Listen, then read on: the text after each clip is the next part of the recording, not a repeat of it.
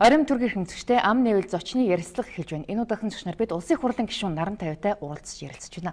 Тэгэхээр таныг улсын хурл сонгогдохоос өмнө би тантай ярилцж байсан, тэрнээс хойш улсын хурл сонгогдоод одоо бүр ихийн хагас хугацаа өнгөрцөн байна л да. Тэгэхээр одоогийн улсын хурал дахь одоо туршлагатай цөөхөн эдийн засгийн нэг нь та байна гэж харж байна. Ялангуяа энэ төсвийн мөнгөний бодлого одоо улсын хурлаар хэлцэж байгаа энэ үед бол та нэлээд жинтэй бас байр суурийг илэрхийлж байгаа харагдаад байна. Тийм учраас яг 2019 оны төсвийн мөнгөний бодлого орж ирээд байгаа энэ үед таныг урьж бас зарим тайлбарыг авъя гэж бодлоо л доо. Тэгэхээр энэ улсын хурлын энэ одоо намрын чуулганаар хамгийн түрүүнд энэ 19 оны төсвийг оруулж ирэхдээ төсвийн одоо орлогыг хэтэрхий их өөдрөгөөр төсөөлөд зарлага ч гэсэн тэр хэмжээнд үйлч зарахаар оруулж ирсэн байна гэсэн шүүмжлэг танаа намын бүлэг хэлээд байгаа шүү дээ. Тэгэхээр энэ дээр ер нь чухам яагаад тэгж үзээд байгаа юм бэ? За юуны өмнө нэвтрүүлэгтээ урьж оролцуулж байгаад баярлалаа. Бас 2 жилийн хугацаанд энэ улсын хурал дээр төсвийн бөгөөд эдийн засгийн банкны хооронд орж ажиллаж энэ эдийн засгийн бодлогын асуудлууд, үндсэн чиглэлийн биелэлтүүд, төсвийн мөнгөний бодлоготой нэлээх ойр бас ажиллаа. Тэгээд ерөнхийдөө өргөн барьсан төсөлтөд ингээд анализ хийж үзэхэд төсвийн хүрээний мэдээллийг бол өнгөрсөн жил баталсан 2019 оны төсвийн хүрээний мэдээллээсээ зардал бол нэлээд их өссөн. Зардлын тодтгол хийсэн байдлаар нэгдсэн төсөв бол орж ирж байна. За улсын төсөв дээр ч гэсэн бас нэлээд одоо төсвийн захирагч болгоноор нь эдийн засгийн ангил болгоноор нь авч үзэх юм бол зардал нэг 20-с 26% 18 онтой харьцуулахад нэмэгдсэн байна. 17 онтой харьцуулахад бас нэг хэвцээ нэмэгдсэн байна. Тэгэхээр тодруулсан гот байл та. Та дөрөв хэллээ шүү дээ. Төсвийн хүрээний мэдээллийг хавар баталдаг шүү дээ. Энэ мэдээллийн дагуу одоо төсвөө уулын боловсруулах ёстой байтал таны саяны хэлж байгаагаар бол тэр төлөвлөсөн төлөвлөгөөнөөс зарлагаа дагуулад оруулаад ирчихэ. Төсвийн хүрээний мэдээлэл гэдэг бол ер нь дараагийн 2-3 жилдээ манай эдийн засгийн макрогол үзүүлэлтүүд ямар хөө байх вэ гэдэг нэг төсөөлөл тавьж байгаад ерөнхий төлөвлөгөөтэй өөрчлөж хийж байгаа. Тэгээ тэрэндээ ер нь багтааж төсвөө өргөн барих тийм хуулийн залттай. Гэхдээ сүүлийн одоо 10-аад жил ер нь баг дандаа энэ зарилтаа өөрчилж нэмээл өргөж байгаа нөгөө зардалтайгаа уйлдуулаад дээд таазаа дандаа нэмж баталдаг юм муу зуршил бий болчихсон.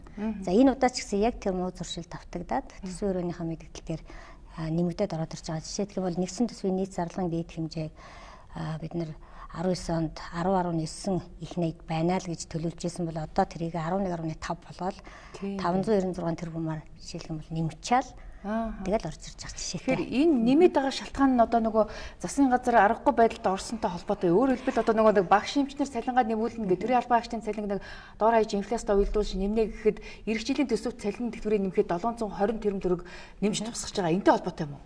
Ер нь зөвхөн цалин тэтгэврийн зардал биш, нийт зардлууд засгийн газрын жишээлх юм бол дотоод шилжүүлгийн зардал гэхэд 500 гаруй тэрбум төгрөг нэмэгдсэн байна. Яг засгийн газар дотооддоо тэрийг яг юунд зарах гэдэг юм бэ гэдэг нь бол өргөн баригдсан энэ тоо мэдээний дотор бол байхгүй байна. За тэгэхээр одоо хэдэн хувиар нэмэх гэдэг байгаа нь тодорхойгүй багшгүй тийм. Цалин яг хэдэн хувиар гэдгээ бол хэлээгүй. Гэхдээ цалинд бол 700 орчим тэрбум төгрөг, тэтгэмжид нэг 270-80 тэрбум төгрөгийг бол төлөвлөсөн байна 19 оны төсөв дээр. Тийм болохоор ер нь бол яг цалин тэтгэвэр тэтгэмж нэмэх нийгмийн шаардлага бол байна уу байгаа. Зэрэгцүүлээд бусад зардлуудаа танах маягаар хэрэггүй зардлуудаа хэмнэх маягаар өөр их усүр гаргаж иж бид нар цалингаа нэмэхгүй бол шууд ингээд төсөв дээр ийм ачаанууд нэмчихаар төсөвчөө өөрөө даах чадвар нь нутах гэдэг нь. Жишээлх юм бол төсвийн хөрөнгө оруулалт бол маш их хөрөнгө оруулалтын зардал маш их нэмэгдлээ шүү дээ. Тэгсэн байна. 2.6 их найд уу? Гүү. Яг хөрөнгө оруулалт дээр бол төсвөөс санхүүжигдэх нь бол 1.2 их найд. Зээлээр нэмээд бас 1.3. Тэгээд зээлээр 1.3 гэдэг нийтдээ нэг 2.5 болчиход байгаа. Тэгэхээр энэ их хөрөнгө оруулалтын зардлууд үнэхээр хэрэгтэй. Туйлын одоо гарцаагүй шаардлагатай хөрөнгө оруулалтын зардал уу үгүй юу гэдгээ бодох хэрэгтэй. За тэгээ энэ зардлаа юунаас гаргаж байгаа юм бэ гэдэг.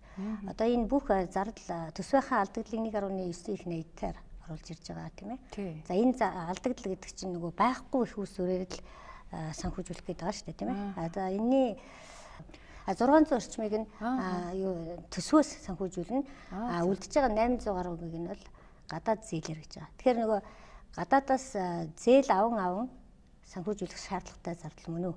Уг нь цагийн сайд ч одоо өнгөрсөн 7 хоногт хэвлийнхэн төгсөн тайлбартаа одоо төсвийн алдагдлыг бол ямар нэгэн өөр зээл тавьж одоо санхүүжүүлэхгүй гэж бүр амласан шүү дээ. Тэгэхээр одоо амлснаасаа өөрөөр яриад байна гэсэн үг үү? Тэгээ амлснаасаа өөрөөр хэлж чинь энийг бол зөвхөн сөрөг хүчин бөгөөд би хэлээгүй. Энэ үндэсний аудитын газар бас энэ төсвийг өргөн барихад дүгнэлт гаргадаг л да. Тэр дүгнэлтэн дээр бол нэгдсэн төсвийн алдагдлыг нөхөх зорилгоор дотооддоо засгийн газрын үндэсээс 252 тэрбум гарах гэж байгаа юм байна. Дээрээс нь төсвийн одоо гадаад төслийн болон хөтөлбөрийн зээлийн их усүрээс 823 тэрбум төгрөгийг гаргах юм байна. Дээр нь одоо нөгөө ирээдүйн өв сан гэдээ бид нар чинь нөгөө хоримтлуулж явах хэрэгтэй орлого шүү дээ. Тэрнээс 490 гаруй тэрбум төгрөгийг нь шууд нөгөө хоримтлуулахгүйгээр төсвийнхээ алдагдлыг хаахад зарах гэж байгаа юм байна. Дээр нь нөгөө тогтворжуулалтын сан гэж бас байгаа шүү дээ. Нөгөө бидний гаргадаг гол уул уурхайн төв хэд бүтээгдэхүүний чинь үнийн зөрүү гарах юм бол тий үнийн хэлбэлцлээс хамгаалах тогтворжуулалтын одоо эрсдлийн сан гэсэн үгний усанд тэнд мөнгө хөрөнгөлөгдөж явах хэвээр тэндээс 322 тэрбумын гаргах гээд ингээд нөгөө хэлж байгаа үг яг хийж байгаа үйлдэл хоёр нь юм зөрүүтэй байна л да. Тэгээд дээр нь өшөө их усүргүүгээр 600-аад тэрбум төгрөгийг бид нэр зүгээр зарна гэж тавьсан байгаа байхгүй. Хаанаас оруулж ирж яаж одоо ямар орлогоор энэ гарах гэдэг зардлаа санхүүжүүлэх юм бэ гэдэг асуудал. Тэгэхээр тэр хэмжээгээр дахиад гадаад зээл нэмэгдэнэ л гэсэн үг. Танаа сөрөг хүчний бүлэг бол өнгөрсөн 7 хоногт мэдээлэл хийхдээ 2019 оны төсөв бол үндсэндээ сонгуул угтсан ийм одоо лоббины төсөв болчлоо гэж шүүмжлээд байсан.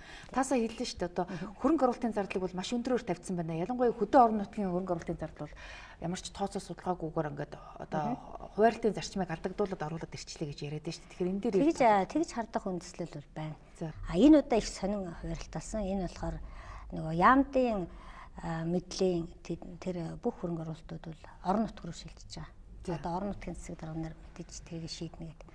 Тэгсэн мөртлөө улсын төсөвдөр дахиад гишүүдийн саналаар бас бахан хөрөнгө оруулалтууд ороод ирж байгаа. Тэгээ гишүүн болгонд ингээд тойрог болгонд яг жигдхэн хуваарлсан юм гэхээр үгүй байгаа.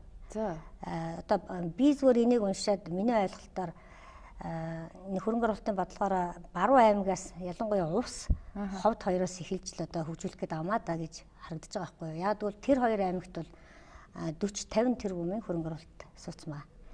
Засгийн газар цайд нар байгаа учраас өөрсдийнх нь тойрог дахиухан төсөв. Тэгэхээр наашаага яваад бусад аймагуудад бол нэг 5 тэрбум орчим тийм ээ барьцсан байна. За тэгэхээр танаа завхан аймагт одоо хэдэн дээр яг 2 тойрог 5 ингээ 10 тэрбум төгрөгөл байгаа байхгүй юу. Танаа завхан аймагт жишээлбэл.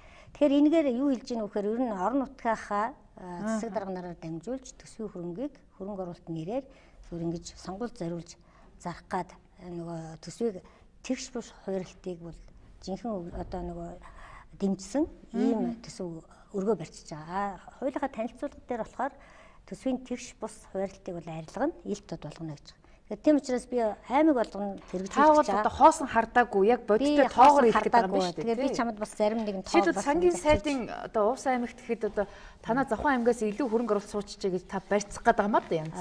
Би барьцах гайгүй. Энэ өргөн барьсан баримт өөрөө тэгж хэлж өгöd байгаа. Жишээлх юм бол хүн ам одоо дэд бүтээс бусад юмтай харьцуулах юм бол шүү дээ. Завхан аймагт бол 10 тэрбум 730 сая төгрөгийн санхүүжилтийг 19 онд санхүүжүүлнэ гэж тавьсан. Тэгсэн чинь энэ Увс аймаг. Тий, наад чи Увс байна. Энэ Увс аймгийнх болохоор 40 тэрбум төгрөг улсын төсөвт өртөг үхийн юм төслүүдийг тусгаад 19 онд болохоор 25 тэрбум 346 төгрөг. Танаа завхнаас Увсынхан бол 3-4 дахин их одоо ямар ч зүйл хөрөнгө оруулалт авах гэж байгаа юм байна шүү дээ. Тэгэхээр ер нь бол бид нар цаашдаа миний хэлж байгаа зүйл бол энэ төсвийн хөрөнгө оруулалтын урсгал зардлын хуваарлтыг хийхдээ бид юуг баримжаалж хийх ёстой вэ гэхээр хүн амын тоо. Хүн амын тооноос илүү Монгол улсын хөгжлийн бодлого төлөвлөлт бүсчилсэн хөгжил. Одоо дунд хугацааны тогтвортой хөгжлийн үзэл баримтлал 30 гэдэг бид нар чинь баримтчгууд гаргасан байна. Тэгэхээр бид нар юун дээр алдаад байна гэхээр жил болгон төсвийг батлахдаа ерөөсөө тэр дунд урт хугацааны хөгжлийнхаа зорилтод нийцүүлж тэрийгэ дэмжсэн дэд бүтцийн тэрийгэ дэмжсэн эрчим хүч зам харилцаа тэр бусад одоо төсвөөс бөгөөд гадаадын зээл тусламжийн өрөнгөөр дэмжих тэр бодлогоо явуулдгүй зөвхөн одоо гишүүдийн хүссэн гаргаж өгсөн, чагсаалт гаргаж өгсөн ийм юмд мөнгө хуваарлаад байгаа учраас бид хөвчихгүй байна. Тэгэхээр гишүүнээ ингэж тодруулж асуумаар юм л да. Сонгуул өгсөн лоббины төсөв гэхээр надад бол шууд одоо ийм хардлага бууж байна. Юу гэхээр одоо улсын хурлын 76 гишүүнд одоо бүгдэнд нь жигдхэн ингээд нэг амыг нь таглаад нэг одоо хүссэн мөнгийг нь ингээд тавиад өгчих.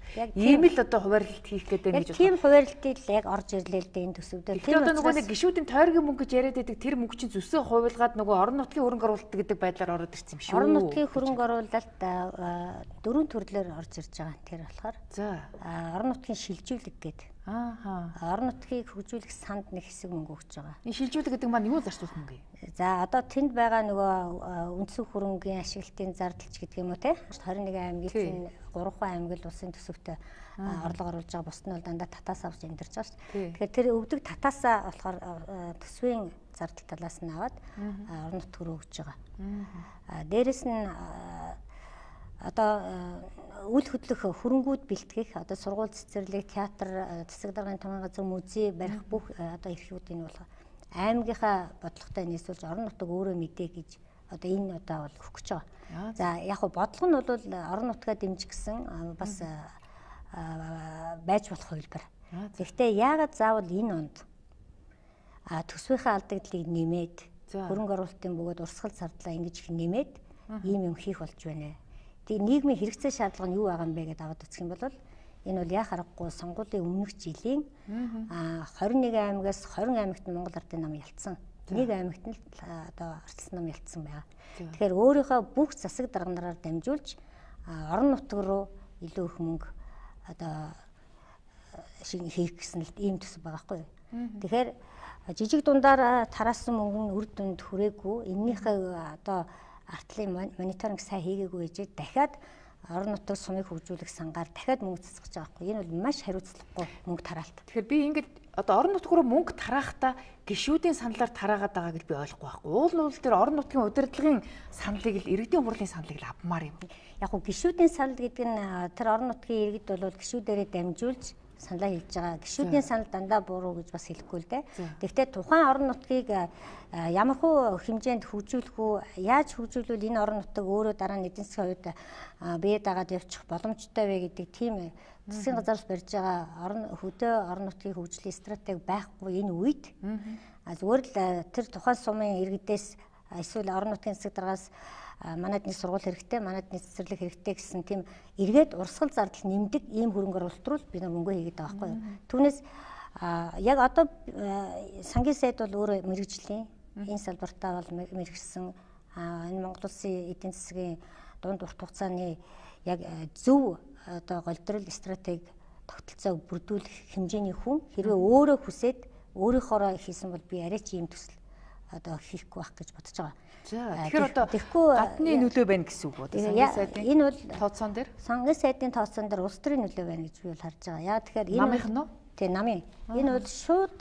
сонгуулийн төсөв гэж хэлэхэд бол хэсдгээргүй ийм төсөв орж ирж байгаа. Тэгтэл засгийн газрын өөрийн зардлууд одоо энэ хөрөнгө оруулалтын урсгал зардлууд дээр нь дандаа урсгал зардал нэмдэг хөрөнгө оруулалтууд ингэж их нэмэгдэх яг өнөөдрийн хэрэгцээ шаардлагал байхгүй. Тэгэхээр одоо цалин тэтгэврийг нэмж байгаа нэг талаараа сайн боловч нөгөө талаараа засгийн газар өөрийнхөө зардлыг нэмээд байна гэж нөгөө л нэг сандал суудал нөгөө эд хогшил худалдаж авах одоо утас унааны мөнгө гэл нэг тиймэрхүү зардлууд нь бас тансаг зардлууд нь нэмэгдсэн байна гэсэн үг. Уг нь бол улсын хурлын дарга чинь чуулганы нээлтэн дээр улсын хурлын тамгын газар бол одоо зардлаа 10%-аар таньж байгаа гэж хэлсэн. Тэгэхээр одоо их хурлын гишүүдийн зардал бол багассан гэж би ойлгоод байгаа шүү дээ. Одоо яг өргөн баригдсан төсөл дээр харах юм бол 3-4 хүн одоо төсвийн ерөнхийлөн захирагчийн зарах гэж байгаа зардлал одоо нэмэгдээгүй.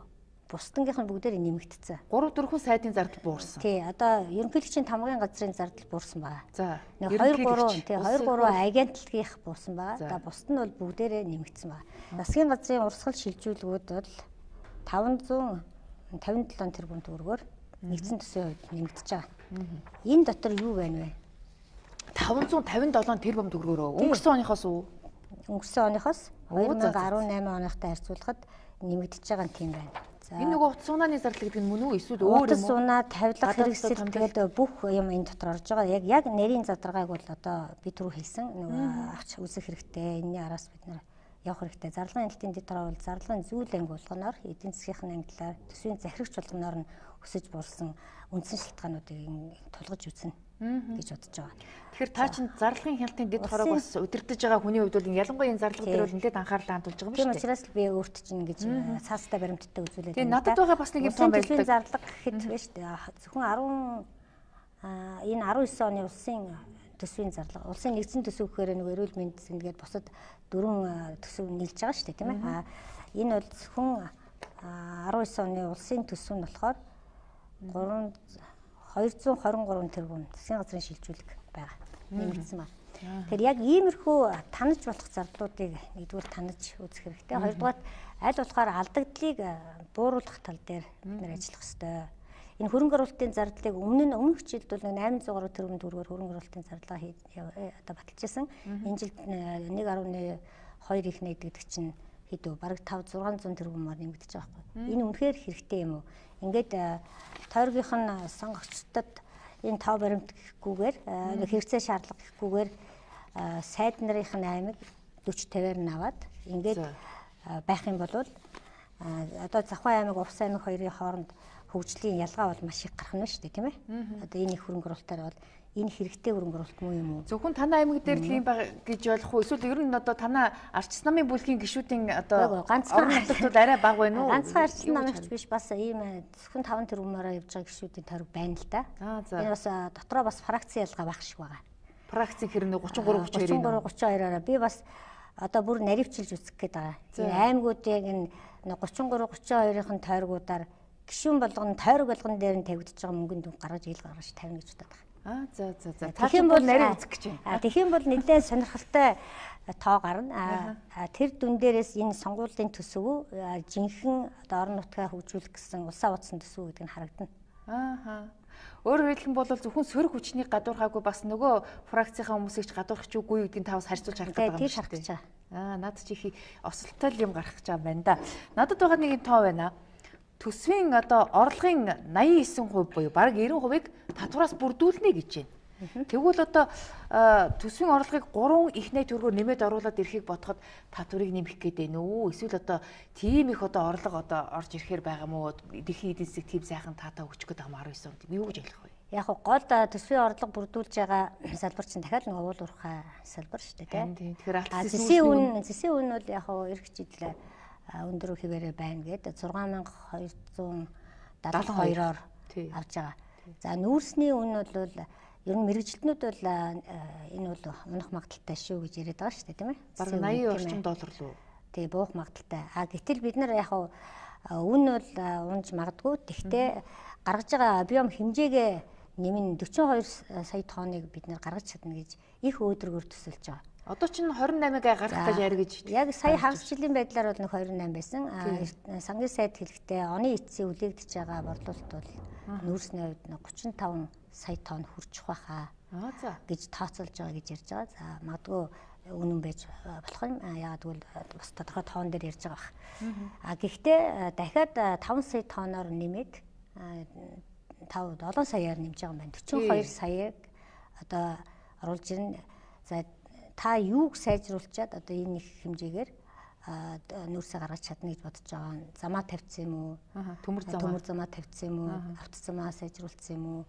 Ямар одоо реформ хийчихэд ингэж байгаа юм бэ гэхээр гайлын реформ хийн хулгаагаар гарч байгаа нүүрсээ бид бүртгүүлжүүлж авна гэж байгаа. Тий, одоо ил их бол гişүүн яриад байгаа шээ 340 орчим мянган тонн нүүрсийг хулгаагаар гарцсан 60 тэрбум төгрөгийн өртөгтэй энэ нүүрсний асуудлыг одоо би бол энэ тий яг хөө тийм хардлагууд байж болно. Гэхдээ яг төсвийг ингэж наривчилж орлогыг тодорхойлохдоо магадгүй хулгай байх магадaltaй байна. Энийг илрүүлчин, тэгээд зогсоочих нь, тэгээд 7 саяыг нэмчих нь гэдэг ч юм уу тийм ийм хийсвэр юм дээр мэрэгжлийн хүн тооцоолоо хийж болохгүй л байхгүй юу?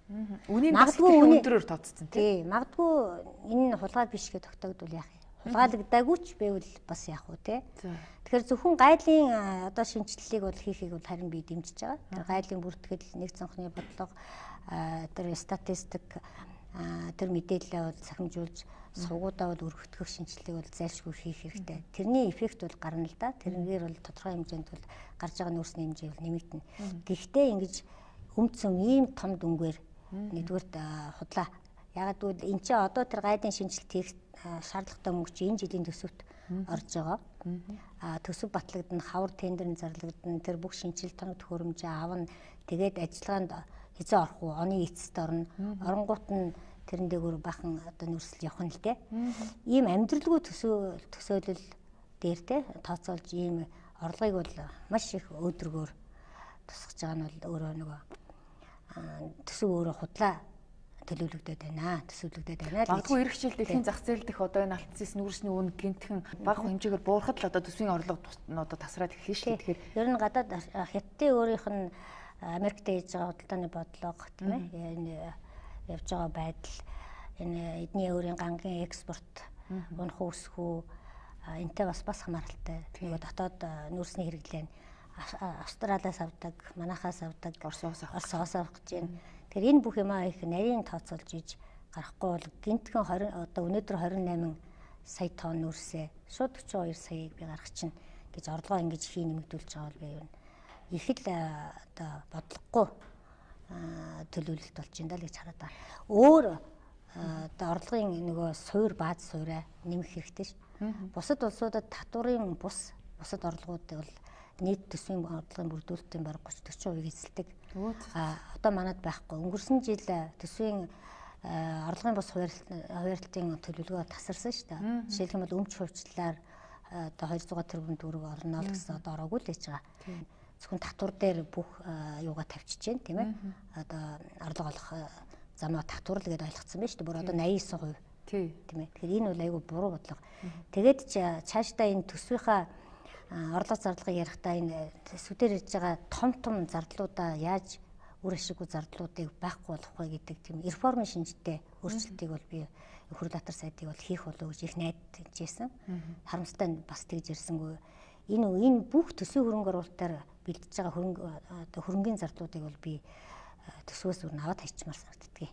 Яа тэгэхээр хувийн секторынхаа өөрсдөө сургуулиа барьчаад улс тэрний түрээслэе л да.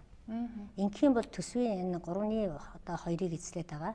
Энэ төрийн албаны том данхар зардал төсвийн энэ хөрөнгө оруулалтын сургууль цэцэрлэг эмнэлэг гээд төрийн үйлчлэгээ үзүүлдэг байгууллагуудын хөрөнгө тэрэнд төлж байгаа тогтмол хувьсах зардлууд маш их багасна. Тэгэхээр ийм хэмжээний реформыг л хийж иж төсвийнхаа одоо зарлага талдаа эрүүл ийм тогтолцоог бий болголоо гэж ярина гэхээс биш. Зардлаа орлогоо нэмэл хий төлөвлөжөл дахиад дээрээс нь ингээд тойрогоороо сайдынх нь аймаг руу илүү ингэж хийгээд жалга домны ийм төсвөөр ингээд батлаад байх юм бол бид хэзээч нөгөө хүрээд байгаа яриад байгаа шиг. Адаглал одоо ингээд баг хөнгүү болчихсон одоо баг нэг хитгэн одоо айлтай нийгэмж одоо хөнгүү шахам эзгүй суманд 150 хүүхдийн цэцэрлэг барих ямар шаардлага байна вэ гэдэг асуулт. Би тэрийг л яриад байна. Тэгэхээр энийг одоо ер нь наацхан тооцоо судалгаатай зураг төсөвтэй тооцохгүйгээр ингээд зураг төсөвгүй хүртэл оруулаад ирдэг ийм асуудал байдаг шүү. Одоо энэ өргөн баригдсан байж байгаа 1.2 их найд төгрөгөөр санхүүжүүлэх гээд байгаа хөрөнгө оруулалтыг чинь 300 гаруй нь ерөөсөө зураг төсөвгүй байна гэж улаан сайд хэлж илээ чуулган дээр. Тэгэхээр би бол улаан сайдыг бас ямар ч оргүй юм явуул ярина гэж бодохгүй байна. Тэгэхээр зураг төсөвгүй тийм хэмжээний мөнгөийг бид нэр өгөх гэж сууж шүү дээ. Сангийн сайд байсан хүн бол хангалттай мэдээлэлтэй байгаа л да тийм үү? Би бас тэгж байна. Тэгэхээр надад нэг юм тоо байна л да. Олсныхаа хэрээр зардаг энэ байдлуудыг хэдийн эртлүү үргэлжлэх юм бэ? За орлогоо ингээд өндөр тооцоолчлоо. За татвараас аваад ингээд их орлого олчихно гэж бодож итэл зарлага бас ингээд 27% цалин өсөнд. За тэгээд 41% татаас урсгал шилжүүлэх гэж байна. Одоо нэг хөдөө орон нутгийн шилжүүлэх гэдэг юм байна шүү дээ. Тэгээд хөдөө орон нутгийн буга засгийн газрын дотоод шилжүүлэх 200 нийлээрээ талын одоо ингээд талаар нэг цацчих юм байна тийм үү? За тэгээд 22% бараа үйлчлэгийн зардал гэдэг байгаа. Тэр бараа үйлчлэгийн зардал дотор чинь засгийн газрын одоо өөрсдийн тансаглал нэмэгдэх гээд байна гэж та. Яг бусдаар гүйцэтгүүлсэн ажил үйлчлэгээний хөлс гэж бас нэлээ 200 тэрбум төгрөг нэмэгдсэн байлээ. Төлөлтийг тэр дээрэс нь тэр өөрсдийнх нь одоо саяны өөрөж яриад байгаа хэрэглээний зардал маш их өсөж байгаа. Харин тийм байх. Одоо сүүлийн үед маш их өсөж байгаа зүйл бол засгийн газрын автомашины хэрэглээ маш их өссөн байна. Энийг би бас аль байгууллага дээр хэдэн ширхэг автомашин шинээр худалдаж авсан байна уу? Бас нарийн судалгааг үүдэн гаргаж байгаа л да. Төсвийн 2-3 дугаар хэлцүүлгийн үед энэ тодорхой болох байх. Одоо моннес дээр ирдэг 570-200 маркийн шин машинууд маш хурдан борлогдож байна. Тэгэхээр засгийн газар худалдаж аваад байгаа гэсэн. Энэ засгийн газрын агентлагууд дээр маш их олон машинууд шинээр худалдаж авсан.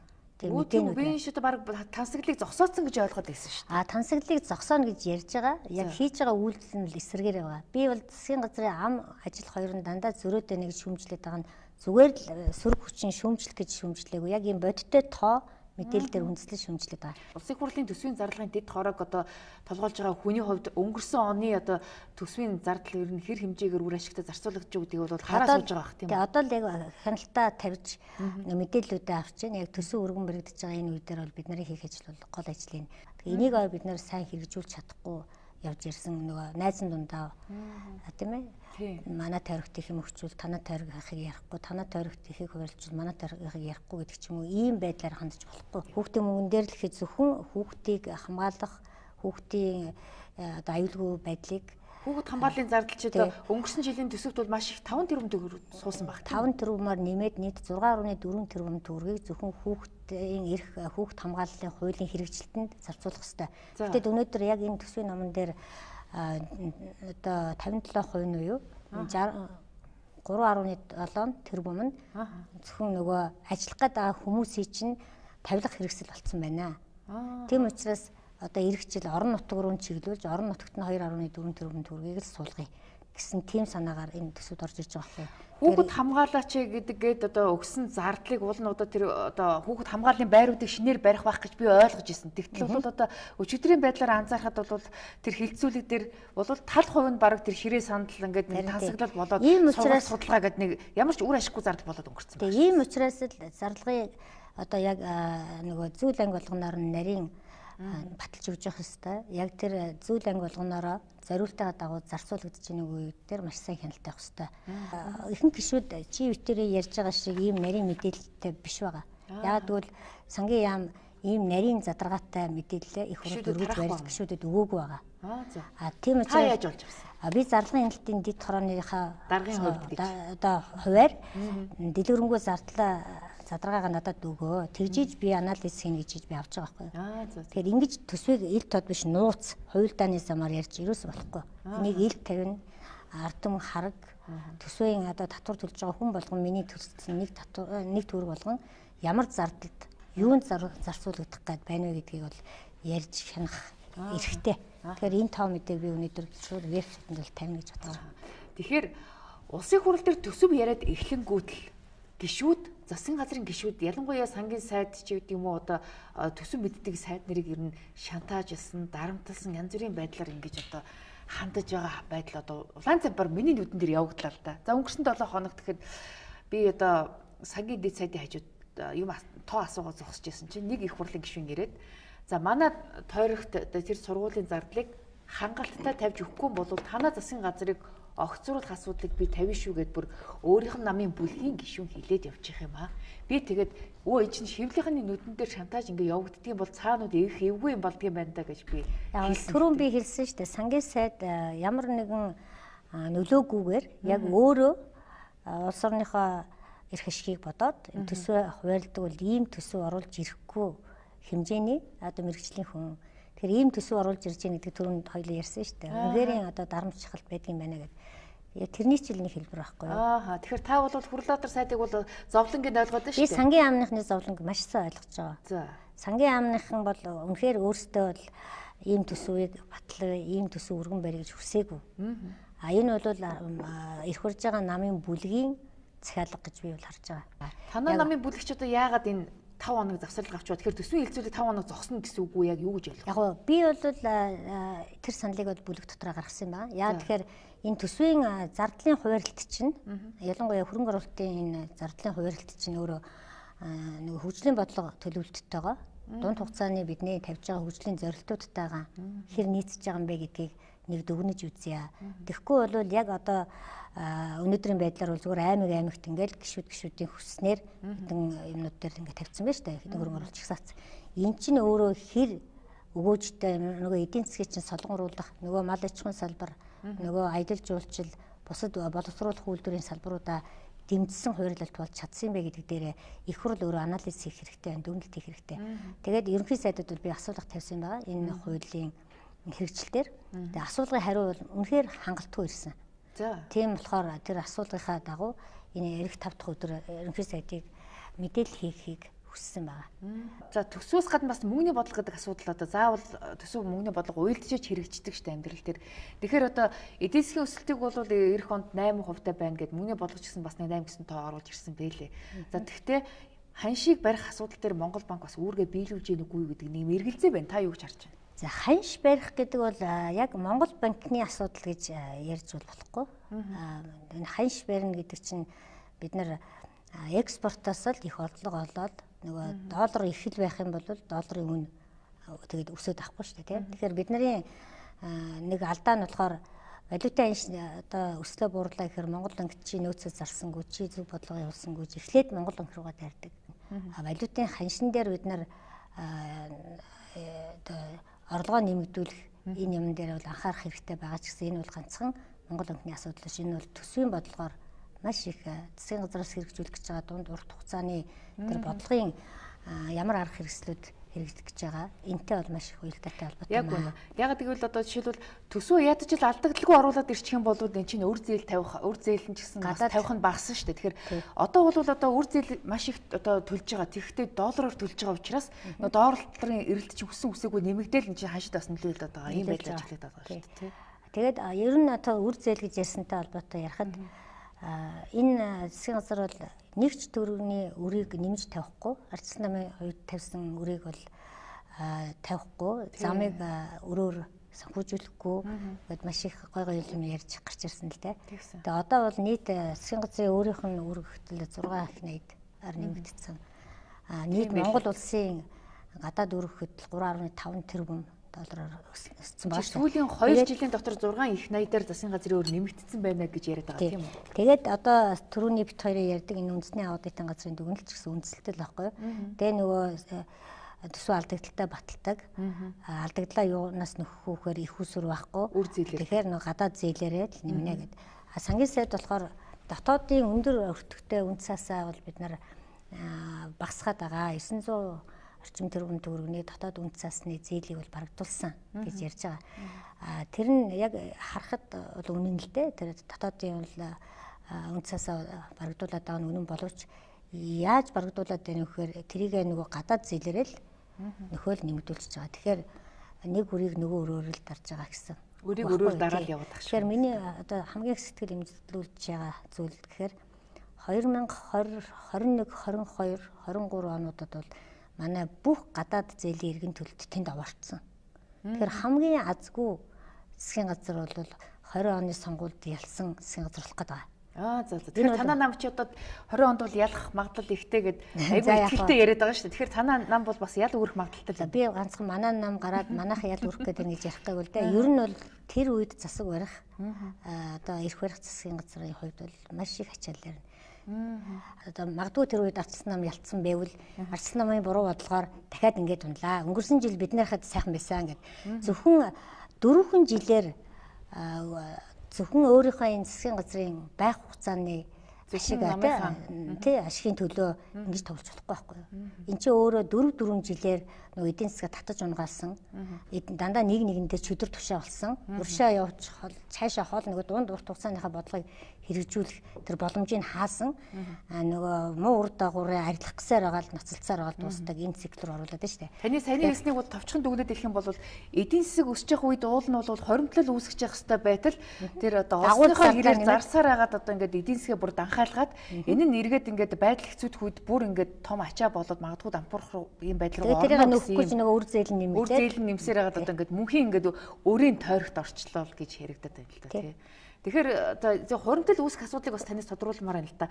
За 2019 оны төсөв тэгэхэд одоо нөгөө ирээдүйн өв сангийн тухай хуулиар бол одоо илүү гарсан орлогоо бол цааш нь ингээд хийж явах одоо дансандаа хийж явах ёстой шүү дээ. Тэр данс нь бол ирээдүйн өв сан байгаа тийм үү? Ирээдүйн өв санд бол одоо доор ажныг их 80 төгрөг цугларчих байх гэж найдсан чи одоо 500 орчим тэрбум төгрөг л хоримтлагдана гэж байна л да. Тэгэхээр 500-аар нь одоо энэ төсөв одоо энэ данс бол тэг байгаа юу? Одоо нэг ч төгрөг байхгүй байгаа юу энэ данс одоо? Одоо энэ дансан дээр цуглардсан мөнгүүд байгаа л да. Яг л нөгөө энэ ирээдүйн үс сангийн чинь нөгөө арилтыгаар бүрдүүлж байгаа шүү дээ. Дөрвөн төрлийн их усүрээр бүрдүүлж байгаа. Төрийн бүх өмчит компаниудын ногдол ашигын орлого ийшээ ордог. Тэгээд нөгөө арилтын чинь төлж байгаа арилтын 65% нийшээгээ орж ирдэг. Төвлөрсөн мөнгүүд байна. Оны эцэсгээд бараг 1.80-д уг нь ирээдүйн үе сангийн дансанд бол орж ирж байгаа. Одоо яг энэ жил бол ирээдүйн үе сангаас шууд төсөв рүү 50 тэрбум төгрөг орно. Энд төвлөрөх нөгөө 1.80-аас чинь 455.4 тэрбум төгрөг нь төсвийн алдагдлыг хаахад зарцуулагдана. Ингэж болдго юм уу? Одоо ингэж хийгээд байна. Хуримтлуулчихсан тэр сангаас огтонго хөдлөхгүй тийшээгээ хөндөх ёсгүй гэсэн хууль байдаг гэж би ойлгоод байдаг. Тэгэхээр чи засгийн газар дураар авч үүрэх боломж байдаг юм уу? Одоогийн ирээдүйн үе сангийн тухай хуулийн дээр тэр ирээдүйн үе санг яаж захиран зарцуулах уу, ямар хөрөнгө оруулалтын бодлогоор юунд одоо хөрөнгө оруулж тэрийг ариуцуулах уу гэдэг юм нь сангийн сайдын эрх мэдлийн асуудал болчиход байгаа. Сангийн сайд тэр мандат гэдэг юм батлаад тэр сангийн сайдын тэр гаргасан тэр мандат буюу тэр нэг бодлого байгаа. Тэр стратеги бодлогын дагуу байршуулна гэж байгаа. Тэр одоохондоо нөгөө санд өнгөрсөн жилийн хүртэл одоо мөнгө хоримтлагдаагүй учраас энэ хууль бол хэрэгжиж эхлэегүй яваад байгаа. Яг тэгэхээр өнгөрсөн жилүүдэд орж ирсэн орлогыг болохоор нөгөө хүний хөгжил сангийн тэр үед тараацсан мөнгөний нөгөө засгийн газараас авсан засгийн газарт өгөх ёстой нэг өглөгийн нэг тийм бичлэг байгаа нэгтгэл бодох бүртгэт дээр. Тэгэхээр тэр засгийн газар болохоор тэр хүний хөгжлийн сангийнхаа авлагыг авч ийн гээд өнгөрсөн хугацаануудыг дандаа авчихсан. Нөгөө сандаа мөнгө хоримтгдаагүй. Нэг өсөндөө бол тараацсан мөнгөнийхөө оронд засгийн газар авчиж байгаа байхгүй юу? Тэгэхээр одоо энэ жилээс эхлээд яг 500 орчим тэрбум төгрөгийг хоримтлагдах магадгүй байна гэж сангийн сайд хэлж байгаа. Би бол энийг 500-аас 1.80-аар нь энэ сангаа хоримтлаа бий болгоосэй гэж бодож явдаг юм байна. 400 гаруй тэрбумын төсвийн алдагдлыг хаах ёсгүй. Хаах ёсгүй тий. Тэгэхээр одоо засгийн газар бол мэдээж хаана гэж зүтгэх бахтай мэдээж энэ төсвийн алдаа байна гэж харж байгаа. Яа тэгэхээр бусад улсад бол энэ баялагын сан буюу одоо бидний ирээдүйн сангийг захиран зарцуулдаг хүмүүс нь мэрэгжлийн байгууллагууд тусдаа удирдах зүйлтэй энэ чинь маш их нарийн засгийн газараас хараат ус. Засгийн газараас хараат ус. Засгийн газрын урсгал энэ алдагдал төсвийн зардлыг санхүүжүүлэхэд ерөөсөө зарцуулагдахгүй байж хэвээр байхгүй юу? Тэгэхээр энийг яг төсвийн асуудал хариуцсан тэр тусмаа алдагдaltaй төсвийнхээ алдагдлыг хаанаас олж хаах вэ гэж явдаг ийм сангийн сайдын мэдээлэл өгчхоор энэ бол дандаа төсвийн алдагдал руу яваад. Мэдээч шүү дээ тийм. Өстой нөгөө чононд хонь хадгалуулна гэдэгтэй адилхан юм болчиход байгаа юм байна. Манай зохицуулт бол тийм. Тэгэхээр энэ хуулиа бол засах шаардлагатай гэдэг. Тэгээ одоо яг баялагын сангийн тухай хууль гэдэг энэ засгийн газар өргөж барих гэдэг бол ажиллаж байгаа. Ерөнхийлөгчийн хувьд бол яг тэр бусад улсуудын тэр консенсуст хүрсэн. Тэгээ яг хэний ч өөрчлөхгүй аль ч улс төрийн нам гарч ирсэн энэ үндсэн концепцаараа бол улс төр хийхгүй өөрчлөхгүй тийм юмд хүрсэн баялагын сангийн эрх зүйн орчныг бүрдүүлэх гэдэг дээр бол бүтэн жил бид нар одоо судалж ажиллаж байна л да. Тэгэхээр энэ засгийн газрын энэ уул уурхайн сайд бол харин энэ тал дээр бол бид нартай нэлээд тийм нөгөө ерөнхий барьж байгаа хандлага зарчим нь бол нэлээд ойролцоо байгаа. Тийм учраас хамтраад энэ хуулийг нь бол улс төр хийхгүйгээр намад бол ойлголцож байгаа баталж байгаа хэрэгтэй. Бусад улсад бол бүх олон намуудын төлөөлөл нь оролцоод нэгдсэн нэг тийм консенсуст хүрж байна. Норвегч дээр за яг бид нартай нөгөө хөгжлийн ойролцоо улсын хувьд бол Азербайджан жишээлх юм бол маш сайн жишээ байгаа. Азербайджан баялагын сангийн маш зөв хийгээ явж байгаа. Бид нар ч бас газрын тостой тийм ээ. Нефт газрын тос энэ өөрийнхөө баялагуудаас ингээд өрдүүл явж байгаа. Тэгэхээр манайх тийм консенсустай хүрч чадахгүй байгаа. Үндэсний аюулгүй байдлын зөвлөл дээрээс энэ баялгаа хоримтлуулах энэ дээрээ аль ч нам гарсан ерөөсөө энийг оролдохгүй энэ хоримтлалыг бол тэр чигээр нь ингээд хадгалаад явна. За тодорхой хувийг нь бол эргэлдүүлж сангаа баяжуулна. Сангаа одоо тэр эргэлдүүлснээс олсон зөвхөн орлогоос л нийгмийн шин чанартай хөтөлбөрүүдэд санхүүжүүлж ирнэ гэдэг. Энэ хуулиа бол аль ч тохиолдолд одоо нийт парламентын гишүүний 4/3-аарч гэдэг юм уу тий өөрчлөн тэрнээс өөрөөр бол өөрчлөхгүй ч гэдэг юм уу тийм том тохиролцоо хийж чадчихийж энэ баялагын сан зөв явж байна л да. Тэгэхээр маш их баялагтай мөртлөө цөөхөн хүнтэй ийм улс орнд яагаад ингэ хөгжиж чадахгүй байна вэ гэдэг асуудал байна л да. Тэгэхээр эдийн засгийн хямраад байгаадаа биш төсвийн хулгай нь одоо бүр хэтэрчээд байгаадаа байгаа гэж хоёр үндсэн юмнаас бол би энэ Монгол улсын эдийн засаг байнга ингэж хямраад байдаг юм байна гэж харж байгаа. Нэгдүгээр баялагын удирдлага нь буруу юм байна. Хоёрдугаар төсвийн бодлого нь буруу яваад байгаа юм байна. Тэгэхээр энэ хоёр суур бодлогоо бид нэр өөрчлөхгүйгээр яг энэ зовлон бол дараа чинь жилүүдэд ингээд тавтагтаал яваад байна. Гуравдугаар дэр нь бол сонгуудынхаа бас энэ системийг эргэж харах хэрэгтэй байна. Энэ жижиг мажоритор гэдэг бол яг л ийм тойрог болгонд руу төсвийг ингээд тал талаас нь зулгааж авч явдаг. энийг бол дэмжсэн юм сонгуулийн юу байгаа. Одоо тогтолцоо байгаа. Тэгэхээр сонгуулийн тогтолцоогоо өөрчлөх хэрэгтэй. Сонгуулийн тогтолцоогоо өөрчилж яг профессионал хэлбэрээр те энэ улс орныхоо бас ирээдүйн одоо хөгжлийг дэмжсэн тийм шийдвэр гаргах чадамж өгөхий их хурлыг одоо бүрдүүлэх ийм сонгуулийн хууль бол байх ёстой. Тэгэхээр профессионал одоо хувилбар бол бас үндсэн хуультай зөрчилдөд байна гэсэн ийм зарим маргаан үүсээд одоо болчих шиг болсон л доо. Тэгэхээр үндсэн хуулийг өөрчлөх шаардлага гараад байгаа юм болов уу гэж хараа. Би бас хуульч. Миний өнцгөөс бол энэ нэг үндсэн хуулиндаа асуудал нэг их байхгүй байгаа. Хүн нөгөө шууд бөгөөд шууд бусаар сонгох гэдгийг хүмүүс нөгөө арай өөрөөр тайлбарлаж үндсэн хуулийн зэсүүл төр шийдвэрийг гаргасан гэж би бол харддаг. Төлөөллөө өөрөө сонгочж байгаа гэдэг чинь өөрөө одоо шуудаар л тэр улс төрийн сонголтод намаа сонгоч чинь гэдэг чинь намаас хэн гарах нь хамаагүй гэсэн үг гэж хэлэх гэдэг. Бид нар бол намын бодлого мөрийн хөтөлбөрөөр харж сонгож байгаа шүү дээ, тийм ээ. Тэр нэр дэвшүүлж байгаа субъект нь бол улс төрийн намууд. Зөвхөн хуулийг яаж ойлгож хэрэглэх үү гэдэг дээрээс л болцсон л доо. Тэгэхээр одоо бол зайлшгүй нэгэнт үндсэн хуулийн цэцгийн шийдвэр эцсэх болцсон юм чинь. Тэрийг нэг засахын тулд үндсэн хуулинд тогтолцоог нь бол хуулиар шийднэ гэдэг тийм үг оруулахгүй болохгүй байна л гэж ярьж байгаа. Гэтэ нөгөө нэг хувилбар бас байж болох талтай. Яг тэгвэл цэцгийн дунд судалт тэгээд бас их судал гэж байх хэрэгтэй тийм ээ. Судал арай хуралдааг байна гэж тийм үү? Аа. Тэгэхээр магадгүй цэц их судлаараа бас энэ дунд судлалын хуралдааны шийдвэрийг цуцлчих юм бол заавал үндсэн хуулинд гар дүрхгүйгээр сонгуулийнхаа тогтолцоог өөрчилчих боломж гарна гэж. Энийг бол хүн болгон өөр өөрийнхөө л ойлгож байгаагаар тайлбарлаад байгаа. Зөвхөн биений хувьд хуульчийн хувьд бол үндсэн хууль бас тийм гаргалгаа байж болох юм. Тийм гаргалгаа байж болох юм да гэж бодож байгаа. Тэгэхээр би таны сонгуулийн тогтолцоог өөрчлөх асуудлыг одоо таны байр суурь сонирн байна л да. Тэгэхээр таны нөхөр бол бас сонгуулийн ерхий хорооны нарийн бичгийн дараагаар одоо олон жил ажилласан хөө. Тэгэхээр өмнө нь ажиллаж байсан. Өмнө ажиллаж байсан. Тэгэхээр одоо ч гэсэн сонгуулийн ерхий хороонд байгаа шүү дээ. Тэгэхээр ерөн зөвөр таны нөхөр ингээд сонгуулийн ерхий хороонд олон жил ажиллаж байсан. За эхнэр нь ингээд их хуралд ингээд гараад ирлээ гэх. Тэгэхээр хоёрт магадгүй бас ингээд санал зөрөлдөх одоо сонгуулийн тогтолцоо ч гэдэг юм уу одоо энэ бусад асуудал дээр санал зөрөлдөх тохиолдол нэлээд гардггүй яадгүй. Яг нь ер нь бол яг манай нөхөр чинь яг сонгуулийн ерөнхий хорооны гишүүн биш. Сонгуулийн ерөнхий хороо чинь нөгөө хамтын шийдвэр гаргадаг, хороогоороо бүх асуудлаа шийддэг байгууллага та. За өмнө нь бол дээр үед бол нарийн бичгийн дарга байх үедээ бол яг тэр одоо шийдвэр гаргах процессд нь бол оролцож байсан. Одоо сүүлийн 10 гаруй жил бол зүгээр нөгөө ажлын албаных нь ажлыг хариуцж байгаа. Би тэрийг ингэж уучлаарай ингэж хардаад байгаа. Нөхөр нь сонгуулийн ерөнхий хороонд байсан учраас магадгүй одоо ингээд ардын нам бол бүр үнэлэхүү ялах гэжсэн чинь Завхан аймагт одоо ингээд өөрийнхөө эхнэрийг ингээд арчсан намаас ингээд гаргаад ирлээ гэсэн нэг юм хардлага бас тийм хардлага байгаад зарим бас надад өрсөлдөжсэн хүмүүс шүүхэд зарга үүсгээд нэлээд олон шатны шүүхээр явсан шүү. Авилгатай тэмцэх газар руу хүртэл өгсөн байх. Тэгэд шүүх тэр хуулийн байгууллагууд бол шалгаад энд бол нэг ашиг сонирхлын нэгдүгээр зөрчил бол байхгүй байна. Хоёрдугаар нөхөр нь нөлөөлөгүй гэж. Нөхөр нь бол нөлөөлсөн гэх үндэслэл бол байхгүй байна гэж хэлсэн л дээ. Яг гол нь юу гэж хэлсэн гэхээр нөгөө саналын хуудаснууд дээр тэмдэг дараагүй саналын хуудасаар санал авцсан байна гэдэг маргааныг үсгэсэн. За тэр нь болохоор нөгөө зарим саналын хуудсан дээр тэр саналын хуудсан дээр тэмдгийг чинь сонгуулийн ерөнхий хороод авахгүй хэсгийн хороонууд тэнд ажиллаж байгаа нөгөө санал авах байран дээр ажиллаж байгаа хэсгийн хороод авдаг. Зарим нь улаан тамга дараад зарим нь цэнхэр тамга дарцсан юм байна л да. Тэгэхээр нөгөө сканер дээр оруулахаар улаан нь болохоор харагдаад цэнхэр нь болохоор сканер дээр харагдаагүй байсан юм билээ. Тэгээ тэрийг нь дараа нь тэр шалгаад хүмүүс нь бүгдээрээ тамгатай байна. Тэнд бол ямар нэгэн сонгуулийн ерөнхий хорооноос чиглэл өгсөн ч юм уу нөлөөлсөн байхгүй гэдгийг л тогтоосон л да.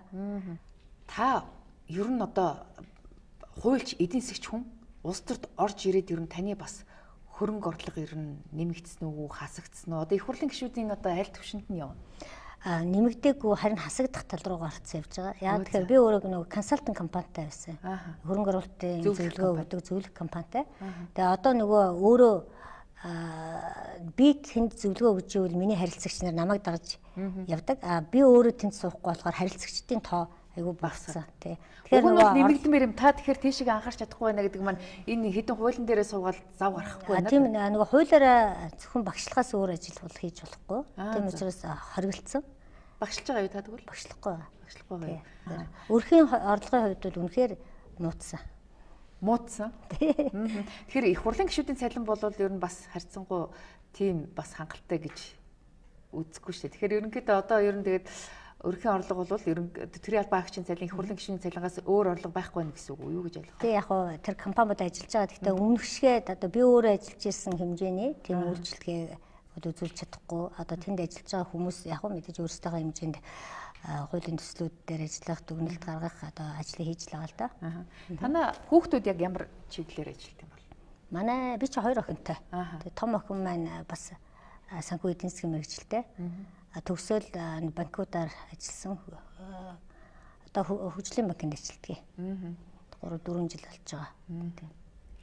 Та тэгэхээр хөгжлийн банкнд одоо өөрөө ярьж оруулсан уу эсвэл охинтой нь өөрөө бас нэлээд мань хүн өөрөө төгсөөл ирээд орсон. Намайг одоо нэг гишүүн биш байх үед л ажиллаж ирсэн. Тэгээ 2 жил бас хүүхд гаргаад гэртээ суугаад тэгээд сая ажилдаа буцаж орсон. Эмээ болсон юм байна та тий? Эмээ болсон. Хичнээн ачицээ гэсэн. Нэг л одоогоор. Баг нь тэгэхээр бас баг охин маань сая сургуулаа төгсөөд ирж байгаа. Одоо улсын харилцаагаар одоо Ванкуверт Бритиш Колумбик сургууль төгсөөд ирсэн. Хүүхдүүдийнхээ боловсролд бол нэлээд анхаарсан юм байна тийм үү? Ер нь бол хүн нөгөө боловсролтой илүү их сурч залуу насны дээрээс сурч мэдэх хэрэгтэй гэдэг утгаар хүүхдүүдээ бол сурах тал руу ихч шахдаг бас нэлээд одоо дэмжиж анхаардаг. Таныг одоо завханчууд одоо сонгуулаар гинт одоо ингэж таныг нэлээд хүчтэй өрсөлдөгч дундаас одоо сонгож гаргаж ирсэн нууц нь ер нь юу байна? Завханчуудад бол би юм уу хөрөнгө оруулж чадаагүй мэдээж. Тэгэхээр яаж ер нь би чинь энэ улс төрд 2007 онд орсон шүү дээ. 2007 онд Цахны ардчилсан намд ороод ардчилсан намаас ÖБХ-ийн гишүүн гээд энд сонгогдохоос өмнө бол би Цаханд бараг 8 жил ажилласан. 8 жил ажиллахдаа бол нэлээ өөрийгөө бас таниулсан. Монгол шуудан банк чинь хөдөө орон нутаг болгонд салбартай ийм банк байсан. Тэгээд тэр үед чинь бараг 270 гаруй салбар нэгжийг хөдөөгөөр байгуулж бид нар чи явсан. Монгол шуудан банкнд ажиллаж байсан. Тийм, Монгол шуудан банкны BD захирлаар ажиллаж байсан. Тэгээд Монгол шуудан банк бол энэ дээр бас хөдөөд санхүүгийн байгууллагуудын өрсөлдөөнийг бол нэмэхэд нэлээх чухал хувь нэмэр оруулсан банк. Тэгээд 270 гаруй салбар нэгтээ бас Сахандаа мэдээж 24 сумынх нь бид нар чинь 19 үлээ 20-д нээсэн байгаа. Тэгээд тэгж явж байхдаа орон нутгийн хүмүүсийн нөгөө яг бодит амьдрал, банкны үйлчилгээний өртөг өндөр байгаа, хүү өндөр байгаа тэр зовлон бэрхшээлүүдийг бол ер нь олж харсан л да. Тэгээ бүх банкны харилцагч чинь тэр сумын иргэд чинь бүгдээрээ банкны харилцагч байгаа юм чинь хүн болгонтой тулж ажиллаж ингэж явж иж ер нь улс төрд орох болсон гол шалтгаан бол баг эндээс ихтэй. Тэгэхээр одоо энэ улсын хурал дээр үндсэн хуулийн өөрчлөлтийн асуудал орж ирж байна. Тэгэхээр энэ үндсэн хуулийн өөрчлөлтөөр ерөн зөвөр бас эргэж харах ч гэдэм үү бодох асуудал юу байна? Одоо энэ эрх баригч 65-ын бүлэгтээ ийм байгаа үед нь үндсэн хуулийг өөрчлөх нь зөв үгүй юу гэдэг нэг маргаан яваад шүү дээ. Та юу гэж харж байна? Яг үндсэн хуулийн өөрчлөлтийг ер нь бол үндсэн хуульд ямар нэгэн өөрчлөлт оруулах шаардлага байгаа юу гэвэл байгаа. Тэрэн дээр бол санал нэг байдаг. За яг одоогийн үндсэн хуулийг өөрчилж байгаа энэ арга зам энэ бол буруу байна гэж үзэж байгаа. Үндсэн хуулийг өөрчлөхөд үндсэн хуульд нэмэлт өөрчлөлт оруулах тухай журмын тухай хууль гэж байдаг. Яг тэр хуулийнхаа дагуу явах хэрэгтэй. Эхлээд нийт ард иргэдээс санал асуулгаа явуулах хэрэгтэй. Хэлэлцүүлгээ явуулах хэрэгтэй. Сая бол бид нар зөвлөдөх санал асуулгын тухай хуулиар нэг 800-аад хүн авчираад сонгож жагаад яалаа штэ. Томьёолоо гаргаад тэгээд улс орон даяар хэлэлцүүл хийж ингээд эрх хурж байгаа намын бүлгээс томилогдсон ажлын хэсгэн дээр ингээд ажиллаад явсан. Тэгэхээр үндсэн хуулийг бол нэг нам дангаараа ингэж ирэх барьж байгаа үед хэрвээ батлах юм бол нөгөө нэг намын ирэх шиг илүү их суучих магадaltaй. Тийм учраас би бол одоо яг мэдээж олон хүмүүсийн өгсөн саналуудыг нэгтгэж явж байгаа бах. Дахиад бол үндсэн хуулийн дээр яг юуг өөрчлөх юм, өөрчлөлт яаж өөрчлөх юм гэдэг энэ одоо санал асуулгыг бол явуулах хэрэгтэй гэж боддог. За ингээд бидний ярилцлагыг үгээр өндөрлөж байна. Ингээд бидний урилгыг хүлээж авч дэлгэрэнгүй ярилцлага өгсөн танд баярлалаа. Тэгэхээр та хуульч эдийн засагч хүний хувьд энэ улсын хурлаар яригдж байгаа төсөв мөнгөний бодлого, хууль эрх зүйн томоохон шинжилгээний асуудал дээр бас өөрийнхөө одоо туршлага, ур чадварыг одоо хувь нэмрээ оруулж ажиллаарай гэж хүсье. Ингээд таны цаашдын ажил амжилт хүсье. За баярлалаа. Бас танай телевизээр дамжуулж танай нийт үзэгчдэд бас ажилтны амжилт амьдралд нь сайн бүхнийг хүсье. За манай энэ удаагийн ам нээвэл зочны ярилцлагаар улсын хурлын гишүүн Нарантуяа оролцлоо. Анхаарлаа хандуулсан үзэгч та бүхэнд баярлалаа.